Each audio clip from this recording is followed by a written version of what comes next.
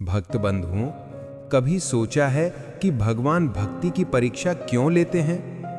कभी कभी हम सोचते हैं कि हम रोज पूजा करते हैं, दीप जलाते हैं, कथा सुनते हैं, फिर भी जीवन में दुख, तकलीफें और परीक्षाएं क्यों आती हैं? पर असल में वही तो क्षण होता है जब भगवान हमें परखते हैं कि हमारा विश्वास सच्चा है या सिर्फ परिस्थितियों पर टिका हुआ। गरुड़ पुराण में कहा गया है कि कथा को बीच में छोड़ना सबसे बड़ा पाप है। इसलिए अपनी इस दौड़ भाग की जिंदगी में कुछ समय भगवान के नाम और कथा सुनने में बिताएं। कथा को केवल सुनने मात्र से ही जीवन के सारे कष्ट दूर हो जाते हैं। हजारों पुण्यों की प्राप्ति एक छोटी सी कथा सुनने से होती है। कथा सुनना सिर्फ एक धार्मिक कर्म नहीं है, ये आत्मा को शुद्ध करने का साधन है।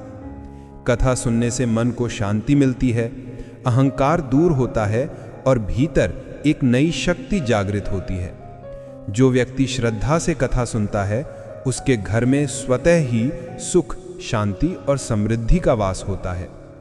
कथा सुनते सुनते ही एक पल ऐसा आता है जब हृदय भावों से भर जाता है, आंखों में आंसू आ जाते हैं, क्योंकि उस समय भगवान का स्पर्श भीतर तक महसूस होता है। वही क्षण भक्ति का सच्चा रूप है। भगवान कभी अपने भक्तों को दुख देने नहीं आते। वे तो बस ये देखना चाहते हैं कि क्या उनका भक्त अंधेरे में भी दीपक जलाए रखता है या नहीं। और जो उस अंधेरे में भी भगवान का नाम लेता है, उसका जीवन स्वयं एक उदाहरण बन जाता है। भक्ति का अर्थ केवल पूजा पाठ नहीं, बल्कि वो भावना है जो हर सांस में ईश्वर का स्मरण करती है। जब हम कथा सुनते हैं तो सिर्फ शब्द नहीं सुनते, हम भगवान के कर्म, उनके प्रेम और उनके संदेश को अपने भीतर उतारते हैं। और जब वो कथा हमारे हृदय में उतर जाती है तो जीवन की हर कठिनाई आसान लगने लगती है। इसलिए भक्त बंधुओं, आज जो कथा आप सुनने जा रहे हैं वो सिर्फ एक कहानी नहीं, ये उस सच्चे विश्वास की गाथा है जो भगवान तक पहुंचती है। क्योंकि भगवान तक पहुंचने का मार्ग मंदिरों से नहीं, बल्कि सच्चे मन और पवित्र भावना से गुजरता है। जो मन से सुनता है वही भगवान को छू लेता है। इसलिए अपने मन को शांत करें, अपने हृदय को खोलें और इस कथा को सिर्फ कानों से नहीं, अपने विश्वास से सुनें। क्योंकि आज जो कथा आप सुनेंगे वो आपको याद दिलाएगी कि सच्ची भक्ति कभी व्यर्थ नहीं जाती। भक्त बंधुओं, एक गांव के बीचों बीच एक छोटा सा घर था। मिट्टी की दीवारें, नीम के पेड़ की छाया में बना हुआ। यही था ब्राह्मण जगदीश का घर। उसकी आंखों में हमेशा एक संतोष की चमक रहती। सफेद धोती, माथे पर चंदन का तिलक और हाथों में तुलसी की माला। वो रोज सुबह भगवान विष्णु की पूजा करता, दीप जलाता और विष्णु सहस्त्र नाम का जाप करता। जगदीश की पत्नी भी उतनी ही शांत और धर्मपरायण थी। वो हर सुबह रसोई में तुलसी के पत्ते रखती, भोग बनाती और अपने पति के साथ मंदिर जाती। गांव के लोग कहते कि जगदीश ब्राह्मण तो साक्षात विष्णु का भक्त है, उसके घर का वातावरण हमेशा पवित्र रहता है। लेकिन उस पवित्र वातावरण में भी एक अधूरी चिंता थी। उनका इकलौता बेटा, जिसे जगदीश ने बहुत प्रेम से पाला था, अब शहर में पढ़ाई करता था। उससे जुड़े जगदीश के बड़े सपने थे। हर बार जब डाकिया एक पत्र लाता, जगदीश की आंखें चमक उठती। वो पत्र खोलते हुए कहते, देखो पत्नी, हमारा बेटा अब अफसर बनेगा, बस कुछ साल और फिर हमारी गरीबी मिट जाएगी। पत्नी मुस्कुरा देती, पर उसके चेहरे पर हल्की चिंता भी रहती। कभी कभी वो कहती, सुनो जी, सुना है शहर में बुरे लोग भी बहुत होते हैं, वहां की हवा ही अलग है। जगदीश हंसकर बोलते, अरे भाग्यवान, हमारा बेटा संस्कारी है, उसे मैंने खुद गीता के श्लोक सिखाए हैं, वो गलत रास्ते पर नहीं जाएगा। लेकिन जीवन हमेशा वैसा नहीं होता जैसा हम सोचते हैं। शहर की चकाचौंध और आधुनिकता ने जगदीश के बेटे को धीरे धीरे अपनी ओर खींच लिया। शुरू में तो वो कॉलेज जाता था, पर धीरे धीरे उसका मन पढ़ाई से भटक गया। वो दोस्तों के साथ घूमने लगा, नशे का स्वाद चख लिया और देर रात तक पार्टियों में रहने लगा। घर से जब पिता के पैसे आते तो वो किताबों पर नहीं शराब और मौज मस्ती पर खर्च करने लगा। उधर गांव में जगदीश मेहनत करता रहा। कभी यजमानों के यहाँ पूजा करता, कभी किसी के खेत में कर्मकांड कराता। जो भी थोड़ा बहुत पैसा मिलता वो सावधानी से कपड़े में बांधकर पोस्ट ऑफिस जाता और बेटे के नाम मनी ऑर्डर करता। हर बार पैसे भेजते समय उसकी आंखों में वही सपना चमकता, मेरा बेटा अफसर बनेगा तब हमारा जीवन सुधर जाएगा। लेकिन बेटे के जीवन में अंधेरा गहराता जा रहा था। वो अब झूठ बोलने लगा था। फोन पर कहता, पिताजी मुझे पढ़ाई के लिए और किताबें चाहिए, कुछ पैसे भेजिए। और जगदीश बिना सोचे तुरंत पैसे भेज देते। वो सोचते पढ़ाई का खर्च है, इसमें क्या बुराई। माँ जब पूछती, इतने पैसे बार बार क्यों मांगता है, जगदीश जवाब देते, अरे भाग्यवान, पढ़ाई महंगी होती है और देखो जब वही हमारे बुढ़ापे का सहारा बनेगा तो कुछ कठिनाई आज सह लेंगे तो क्या हुआ। दिन बीतते गए, साल गुजरते गए। बेटा अब पूरी तरह बदल चुका था। उसका चेहरा फीका पड़ गया था, आंखों के नीचे काले घेरे और मन में पढ़ाई का नाम तक नहीं। वो नशे में इतना डूब चुका था कि कई कई दिन तक कुछ खाता नहीं, सिर्फ सिगरेट और शराब पर जिंदा रहता। उसके दोस्त भी अब उससे दूर होने लगे थे। एक दिन कॉलेज से एक पत्र आया। पत्र पढ़ते ही जगदीश की पत्नी के हाथ कांप गए। वो पत्र बेटे का नहीं बल्कि कॉलेज प्रशासन का था। उसमें लिखा था, आपका पुत्र कई महीनों से कॉलेज नहीं आया, उसका व्यवहार अनुशासनहीन है, कृपया तुरंत आकर उससे मिलें। पत्नी ने कांपती आवाज में कहा, देखा ना, मैं कहती थी वो बदल गया है। जगदीश चुप रहे। उनके हाथ से माला छूटकर जमीन पर गिर गई। उन्होंने धीरे से कहा, शायद भगवान मेरी परीक्षा ले रहे हैं। उस रात उन्होंने भगवान विष्णु के सामने दीप जलाया और सिर झुकाकर बोले, हे नारायण, मैंने कभी किसी का बुरा नहीं किया। मैं तो बस अपने बेटे के भविष्य के लिए मेहनत करता रहा। अगर मेरी भक्ति में सच्चाई है तो कृपा करो मेरा बेटा वापस सही रास्ते पर लौट आए। पत्नी की आंखों से आंसू झरने लगे। उसने कहा, सुनो जी, अब हमें शहर जाकर खुद देखना होगा। जगदीश बोले, हाँ, अब शायद समय आ गया है। अगली सुबह उन्होंने भगवान विष्णु की मूर्ति के सामने माथा टेका और बेटे से मिलने के लिए निकल पड़े। उनके कदम भारी थे, लेकिन दिल में विश्वास की लौ अभी भी जल रही थी। उन्हें नहीं पता था कि आगे क्या होगा, लेकिन इतना जरूर जानते थे कि भक्ति कभी व्यर्थ नहीं जाती और एक दिन भगवान जरूर अपना चमत्कार दिखाते हैं। गांव से शहर तक का सफर लंबा था। जगदीश और उनकी पत्नी दोनों बस में बैठे थे। पत्नी खिड़की से बाहर झांक रही थी। कभी खेत, कभी मंदिर, कभी सड़क किनारे बच्चों को खेलते हुए देखती, पर मन उनका कहीं और था, अपने बेटे के पास। जगदीश बार बार विष्णु भगवान का नाम जप रहे थे। हाथ में छोटी सी माला थी और होठों पर बुदबुदाहट, ओम नमो भगवते वासुदेवाय। उनकी आंखों में चिंता तो थी, पर साथ ही दृढ़ विश्वास भी कि भगवान कुछ गलत नहीं होने देंगे। शहर की भीड़, गाड़ियों का शोर, विज्ञापन बोर्डों की चमक, सब कुछ उनके लिए नया था। लेकिन उनके दिल में एक ही सवाल था, हमारा बेटा अब कैसा होगा। दोनों कॉलेज पहुंचे। वहां चौकीदार ने उन्हें रोक लिया।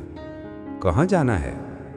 जगदीश ने हाथ जोड़कर कहा, भाई, हम अपने बेटे से मिलने आए हैं। वो यहां पढ़ता है, नाम है। चौकीदार ने बीच में ही कहा, ओ वो लड़का कई महीनों से कॉलेज नहीं आया, सुना है बहुत खराब संगत में पड़ गया है। ये सुनते ही पत्नी की आंखों से आंसू छलक पड़े। जगदीश का गला सूख गया। उन्होंने धीरे से कहा, हे भगवान, मेरे बेटे को राह दिखाओ। चौकीदार ने बताया कि वो एक पुराने हॉस्टल में रहता है। दोनों वहां पहुंचे। कमरे में घुसते ही शराब की बदबू ने उनका स्वागत किया। टेबल पर बोतलें, सिगरेट के टुकड़े और बिखरे हुए कपड़े, मानो कोई तूफान वहां से गुजरा हो। कोने में उनका बेटा पड़ा था, अधखुली आंखें, सूजा हुआ चेहरा और थरथराते हाथ। मां चीख उठी, हे भगवान, ये क्या हाल बना लिया तूने। वह बेटे के पास दौड़ी, उसके सिर पर हाथ रखा। बेटे ने धीरे से आंखें खोली और एक झलक में अपने माता पिता को देखा। वह कुछ बोलना चाहता था पर शब्द नहीं निकल पाए। जगदीश ने पानी की बोतल उठाई, उसे मुंह से लगाया। ले बेटा, थोड़ा पी ले। बेटा कुछ घूंट पीकर बोला, पिताजी माफ कर दीजिए, मुझसे गलती हो गई। उसकी आंखों से आंसू बहने लगे। मां बोली, तू बीमार है बेटा, हम तुझे घर ले चलेंगे। जगदीश ने कहा, हाँ, अब पढ़ाई बाद में, पहले तेरा जीवन बचाना जरूरी है। कुछ दिन बाद वे उसे गांव ले आए। गांव पहुंचकर जगदीश उसे पास के एक पुराने विष्णु मंदिर में लेकर गए। मंदिर के महंत गुरुजी हरिदास एक ज्ञानी और साधक व्यक्ति थे। जगदीश ने उन्हें सारा हाल सुनाया। गुरुजी कुछ देर शांत रहे, फिर बोले, ब्राह्मण देव, आपका बेटा भटक गया है, पर अभी सब समाप्त नहीं हुआ है। जब कोई आत्मा भटकती है तो भगवान उसे सही राह दिखाने के लिए पहले गिराते हैं, फिर उठाते हैं। जगदीश ने हाथ जोड़कर कहा, गुरुजी, मैं क्या करूं? गुरुजी ने कहा, इसे कुछ महीनों के लिए मंदिर में रखो। यह भगवान का भजन सुनेगा, सेवा करेगा, प्रसाद खाएगा और धीरे धीरे नशे से मुक्त होगा। मां बोली, पर क्या यह मानेगा गुरुजी? गुरुजी मुस्कुराए, बेटा तो आपकी ही आत्मा का अंश है। जब मां की ममता और पिता की भक्ति दोनों मिलें तो भगवान खुद उसके जीवन में उतर आते हैं। जगदीश और उनकी पत्नी ने बेटे से कहा, बेटा तू कुछ समय यहां रह जा। गुरुजी बहुत ज्ञानी हैं, उनकी बात सुन। भगवान के भजन में तू सच्ची शांति पाएगा। वह बेटे ने थकान भरी नजर से उन्हें देखा। वह कुछ कह ना पाया, पर उसके मन में पछतावे का तूफान चल रहा था। उसने धीरे से कहा, ठीक है पिताजी, मैं यहीं रहूंगा। गुरुजी ने उसकी ओर देखते हुए कहा, कल से तेरा नया जीवन आरंभ होगा। अगली सुबह से ही गुरुजी ने उसे दिनचर्या में बांध दिया। सुबह 4 बजे मंदिर की घंटी बजती, फिर आरती, फिर भजन। दिन में तुलसी में पानी डालना, शाम को आरती में दीप जलाना। शुरू में उसे यह सब कठिन लगता, पर धीरे धीरे उसके भीतर कुछ बदलने लगा। नशे की तलब कम होने लगी। भजन सुनकर दिल को शांति मिलने लगी। गुरुजी उसे रोज समझाते, पुत्र, भगवान दूर नहीं है, वे तेरे भीतर ही हैं। जो व्यक्ति अपनी आत्मा को जीत ले, वही सच्चा विजेता होता है।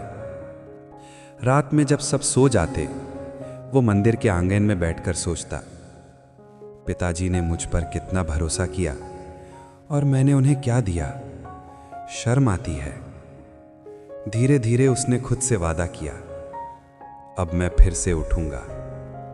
दिन बीतते गए। मंदिर के वातावरण में उसका मन लगने लगा। उसने नशा पूरी तरह छोड़ दिया।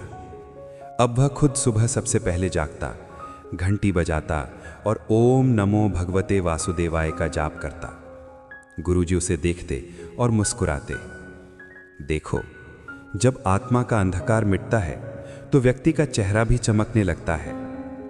सचमुच अब उसके चेहरे पर एक अलग ही तेज था। वह पहले वाला खोया हुआ युवक नहीं रहा। अब उसकी आंखों में दृढ़ता थी, आत्मविश्वास था। गुरुजी ने एक दिन कहा, अब तू अपने घर जा सकता है, तेरे माता पिता तेरा इंतजार कर रहे हैं। उसने गुरुजी के पैर छुए। गुरुजी, आपने मुझे नया जीवन दिया।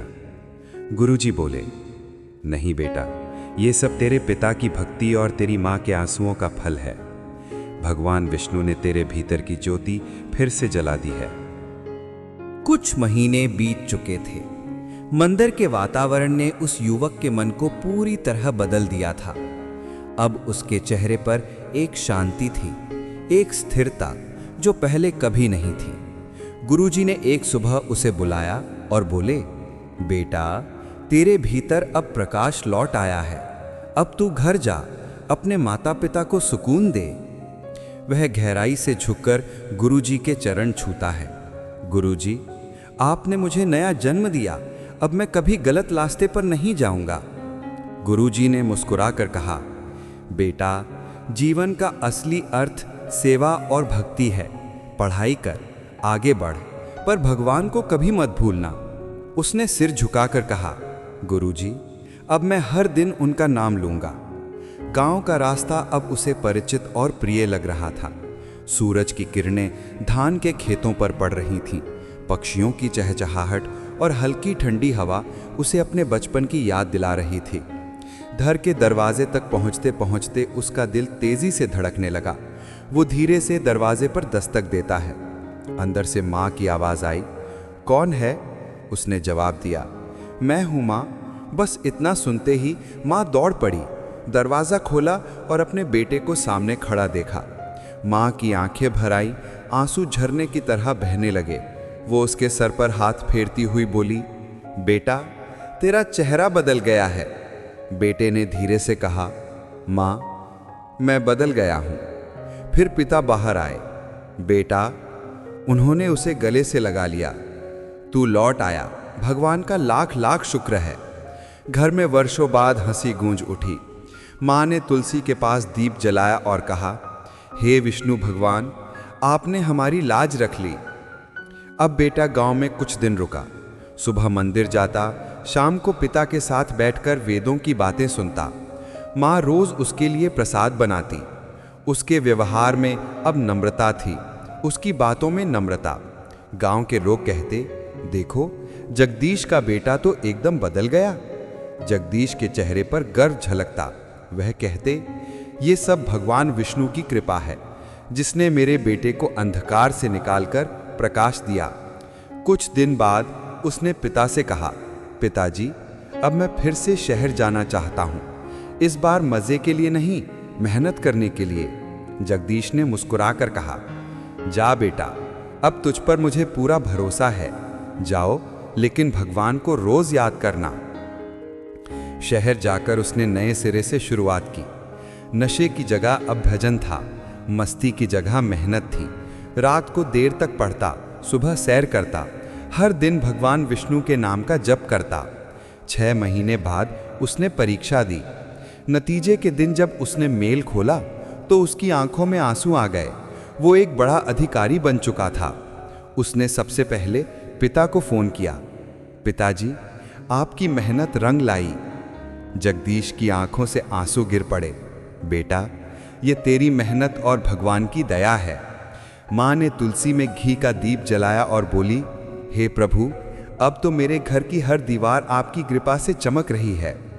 गांव में जब खबर पहुंची तो हर कोई जगदीश के घर आया। पंडित जी, आपका बेटा तो गांव का नाम रोशन कर गया। जगदीश ने विनम्रता से कहा, ये सब भगवान विष्णु की कृपा है, जिसने हमारे परिवार की परीक्षा ली और अब हमें आशीर्वाद दिया। थोड़े समय बाद बेटा अपने माता पिता के पास लौटा। उसके स्वागत में पूरा गांव उमड़ पड़ा। घर में मिठाइयाँ बांटी गईं, दीपक जलाए गए, सब और उल्लास था। माँ ने बेटे से कहा, अब तू भगवान का आभार मानने मंदिर चल। बेटे ने सिर झुकाया, हाँ माँ, अब मुझे हर काम से पहले मंदिर जाना है। अगले दिन सुबह तीनों, पिता, माँ और बेटा मंदिर पहुँचे। वहाँ वही गुरुजी हरिदास खड़े थे। उन्हें देखते ही बेटा उनके चरणों में गिर पड़ा। गुरुजी, आपने जो मार्ग दिखाया उसी ने मुझे बचा लिया। गुरुजी ने आशीर्वाद देते हुए कहा, बेटा, आज तेरा जीवन भगवान के आशीर्वाद का उदाहरण बन गया है। देख, भक्ति कभी व्यर्थ नहीं जाती। माँ ने प्रसाद चढ़ाया। पिता ने कहा, भगवान विष्णु साक्षी हैं, जिसने सच्चे मन से उनकी आराधना की वो कभी खाली हाथ नहीं लौटता। दिन बीतते गए। बेटे की शादी एक सुसंस्कृत विनम्र लड़की से हुई। घर में अब हंसी, प्रेम और शांति थी। माँ पिता दोनों गर्व से कहते, हमारे जीवन की सबसे बड़ी पूंजी भगवान की भक्ति रही। बेटा भी अक्सर कहता, अगर मैं मंदिर नहीं जाता, अगर गुरुजी नहीं मिलते, अगर पिताजी ने विश्वास नहीं रखा तो शायद मैं कभी नहीं संभल पाता। अब जगदीश का घर एक छोटा सा तीर्थ बन गया था।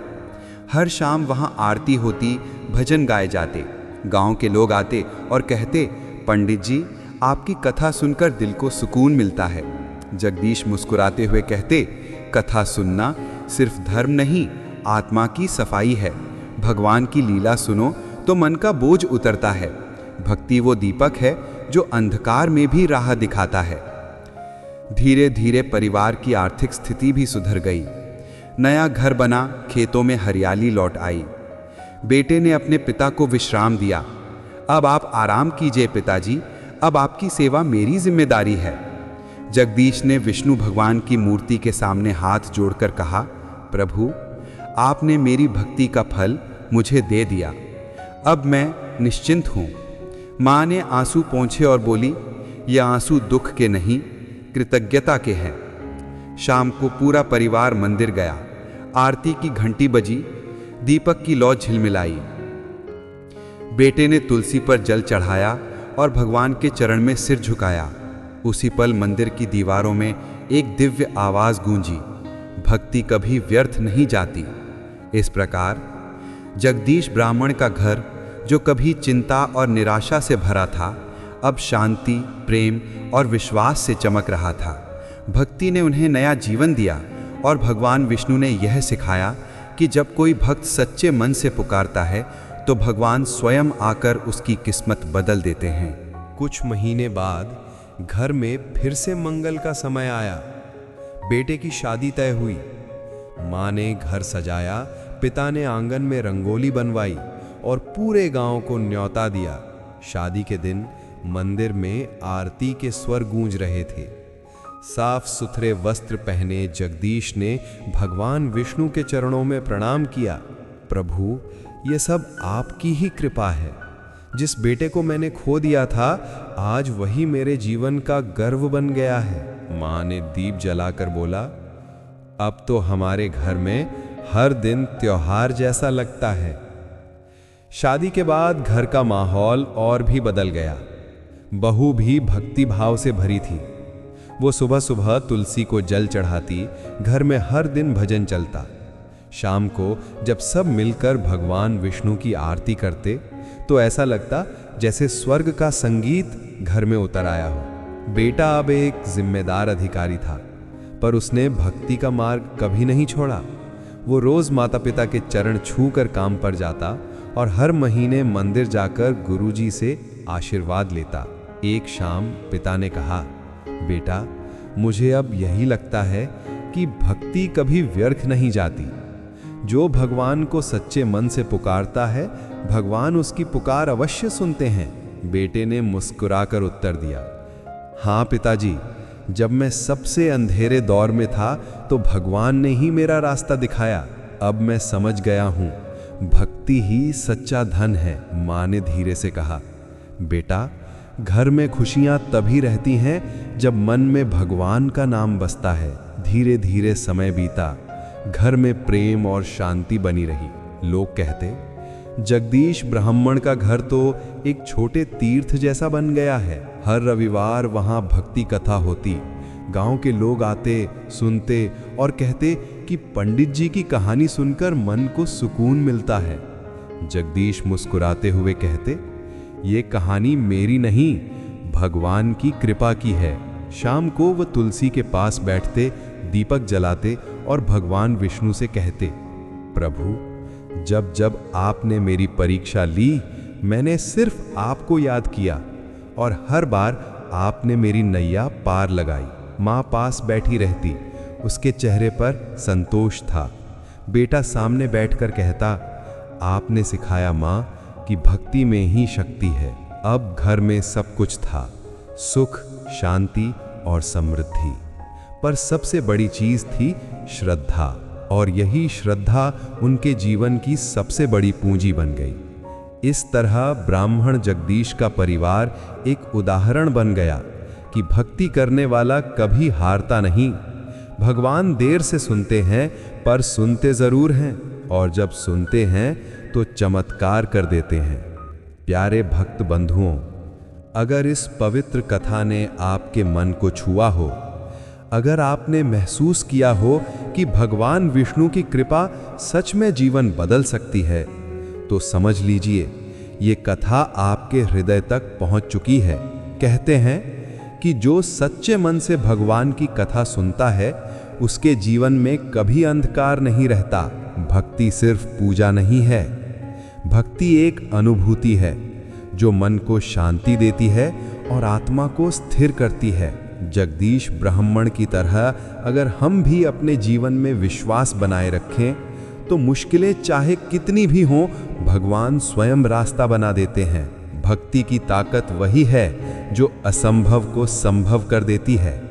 इसलिए भक्त बंधुओं, हर दिन थोड़ा समय भगवान के नाम के लिए निकालिए, कथा सुनिए, दीप जलाइए और मन से प्रार्थना कीजिए, क्योंकि वही पल आपके जीवन में शुभ परिवर्तन लाते हैं। जो भक्त श्रद्धा से कथा सुनता है, उसके घर में सुख, शांति और समृद्धि बनी रहती है और उसके कुल में भक्ति की परंपरा सदा जीवित रहती है। अगर इस कथा ने आपको प्रेरणा दी हो तो इस वीडियो को लाइक करें, कमेंट में जय श्री विष्णु लिखकर भगवान के चरणों में प्रणाम करें और अगर आप पहली बार हमारे चैनल पर आए हैं तो चैनल को सब्सक्राइब जरूर करें, क्योंकि यहीं रोज सुनने को मिलेंगी ऐसी ही प्रेरणादायक, पवित्र और भावनाओं से भरी भक्तिमय कथाएं। याद रखिए भक्त बंधुओं, भक्ति कभी व्यर्थ नहीं जाती। भगवान शायद देर से सुने पर सुनते जरूर हैं, और जब सुनते हैं तो चमत्कार कर देते हैं। अंत में मेरी प्रार्थना है कि हे प्रभु, जो भक्त इस आपकी कथा को ध्यान से सुनता है उसके जीवन में आनंद, खुशियां, साथ ही भक्तिमय से भरा जीवन रहे। जय श्री विष्णु, जय श्री हरि।